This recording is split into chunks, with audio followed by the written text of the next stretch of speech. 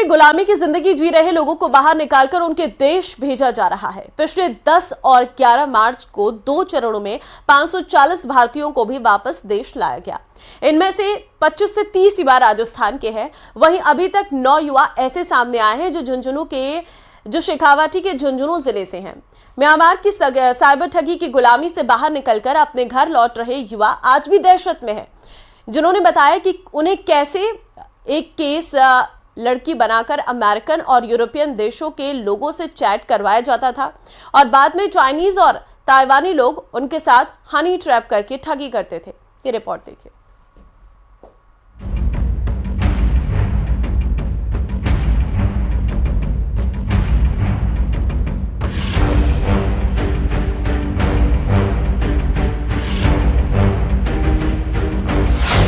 Myanmar से लौटे लोगों ने जो बताया वो खौफनाक था।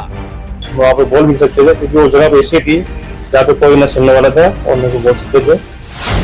विदेश में बुलाकर ठगी करवाई, विरोध पर डराया, पनिशमेंट दिया करते थे, बिठा दिया करते थे 3-3 घंटा 5-5 घंटा जाते। जैसे हम बीमार हैं तो बीमार नहीं कुछ नहीं है तो उनको बीमार के नाम पे बोलते थे तो छुट्टी बांटते थे। 5-5 हजार रुपये 7-7 हजार रुपये मुझे लगेगा, तुम्हें उठा दिया जाएगा, तुम्हें कल 3 दिन करना पड़ेगा एक्स्ट्रा, मतलब कुछ भी बता दिया करते थे जो चीज हम नहीं कर सकते थे। नौकरी के नाम पर फंसाया और फिर गुलाम बनाया। खाना देते थे, मन की मर्जी से खाना हम खा नहीं सकते, जिसकी हम खाना तो क्या मतलब खाना देखते थे ऐसा लगता था क्या खा रहे हैं। चीन के आकाओं के इशारे पर 3rd डिग्री टॉर्चर झेला। ऐसा डर लगता था कि कुछ कर नहीं रहे क्योंकि वहाँ पे ऑलरेडी वो सिक्योरिटी गार्ड घूमते थे, ऑलरेडी 5-5 साल तक घूमते थे। अब वो उनको देख के डर लगता था कि हम क्या है, नई जगह दी। जुल्म और अत्याचार की कहानी पीड़ितों की जुबान।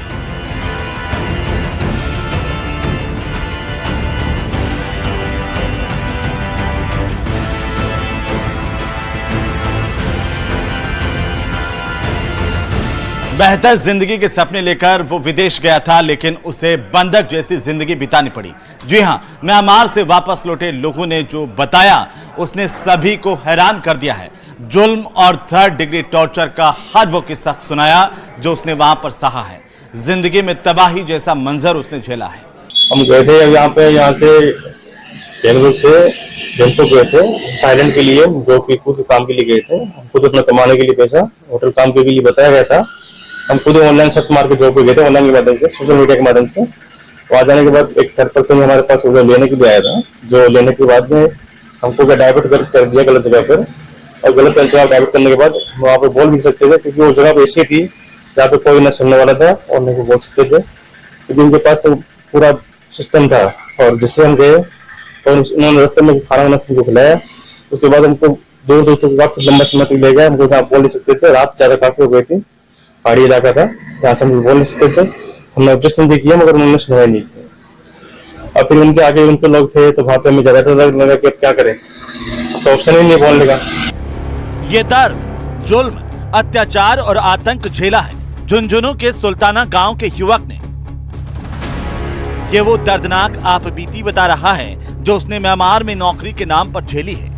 थाईलैंड की सीमा पर म्यांमार के घने जंगलों में साइबर ठगी के अड्डों पर उसको धकेल दिया गया था। खाने से लेकर काम, आराम तक करने में उसकी नहीं, चीन के आकाओं की चलती थी। अच्छी खासी जिंदगी गुलाम बन चुकी थी।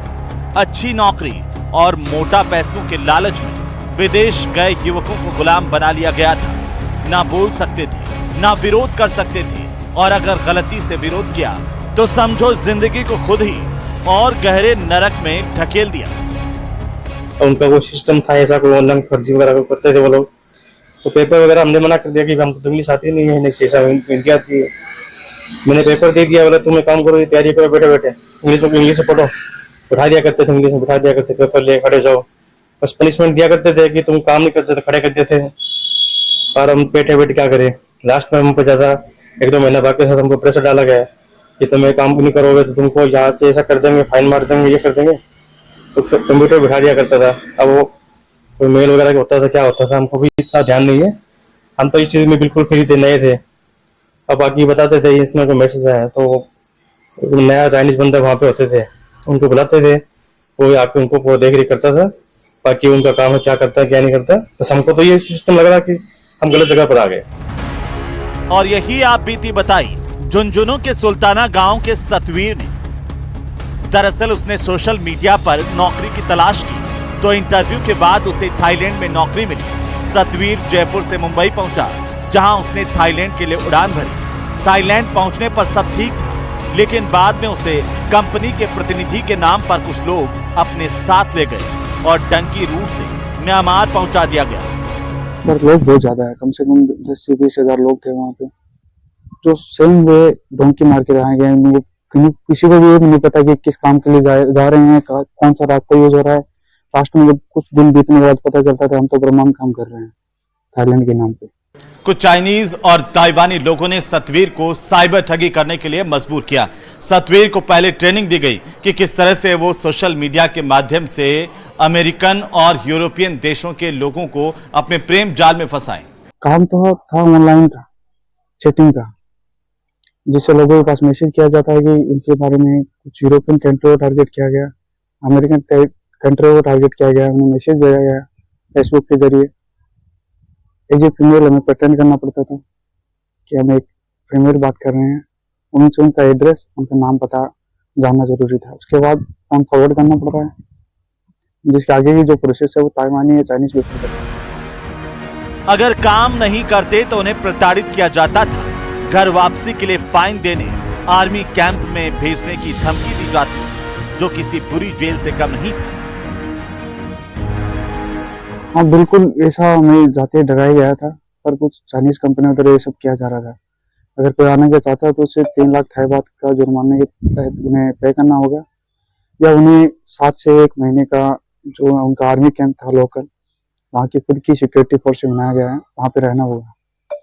या किसी भी आप अगर आज पहले आपके पास वैसे नहीं, आप प्योर फैमिली से बिलोंग करते हैं, तो आपको 2 बंदे पहले इंडिया से वहाँ भिजवाने होंगे, उसके बाद आप आ सकते हैं। परिवार के लोगों से भी उसकी बातचीत होती थी, लेकिन उसके फोन टैप होते थे और अपराध के अड्डों पर लगी सिक्योरिटी की उन पर निगाह होती थी, और इसीलिए वे परिवार के लोगों को कुछ भी नहीं बता पाए। घर वालों के साथ संपर्क करता था, उन्हें बस ज्यादा कुछ तो बता नहीं पाता था, क्योंकि वहाँ रिस्ट्रिक्टेड था कि अगर किसी प्रकार का कोई यहाँ की प्राइवेसी लीक करता है, किसी भी प्रकार की यहाँ की लोकेशन शेयर करता है, तो आपको बहुत बड़ा जुर्माना पे करना पड़ सकता है, आपको आर्मी कैंप भी हो सकता है, जो माने तो एक बहुत बुरी जेल थी। अधिकतर कंपनियों में लोगों के जब छोड़ते वक्त जब वो बोलते हैं कि हम अपने एम्बेसी से कॉन्टेक्ट करके इंडिया जाना चाहते हैं या किसी भी देश में जाना चाहते हैं अपनी कंट्री, तो उनसे उनके जितने भी पैसे हैं, वो जो मोबाइल है, जितने इलेक्ट्रिक आइटम, वो रख लिया गया है। इन अंतर्राष्ट्रीय साइबर ठगों ने चीन के एक एक्टर वांग जिंग को एक फिल्म के बहाने थाईलैंड बुलाया और फिर उनको भी अन्य की तरह बंधक बनाकर साइबर ठगी के अड्डे पर लाकर छोड़ दिया। उनसे भी साइबर ठगी के लिए ट्रेनिंग देने लगे, लेकिन वांग जिंग के गायब होने पर न केवल चीन बल्कि थाईलैंड समेत म्यांमार में भी सुरक्षा एजेंसियां सतर्क हो गईं। इसके बाद वांग जिंग को एक साइबर ठगी के अड्डे से आजाद करवाया गया। इस दौरान वांग जिंग के सिर के बाल काटने से लेकर अन्य प्रताड़नाएं भी दी गई। इस घटना के सामने आने के बाद म्यांमार में वहां की सुरक्षा एजेंसियों की तरफ से दबिश देना शुरू किया गया, जिसमें काफी देशों के हजारों लोगों को साइबर ठगी के अड्डों से मुक्त करवाया गया है।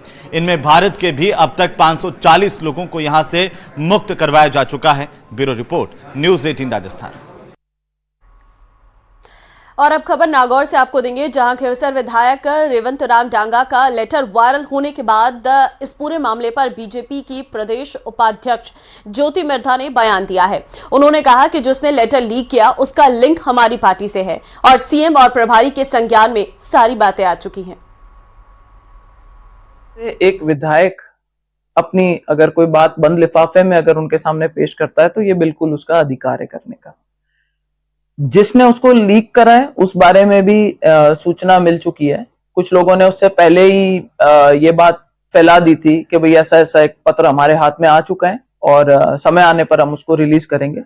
और उसका जो कनेक्शन है वो भी अफसोस की बात है कि हमारी पार्टी में ही निकल करके आया है। लेकिन इस बात को बहुत सीरियसली लिया गया है और मुझे पूरा विश्वास है कि जो हमारा सीनियर लीडर्स हैं, मुख्यमंत्री जी हैं, प्रदेश अध्यक्ष जी हैं और हमारे प्रभारी राधा मोहन जी हैं, इस बात को उनके संज्ञान में लेकर आया गया है, उनको ध्यान है और उसके ऊपर जल्दी कोई ना कोई एक्शन होना।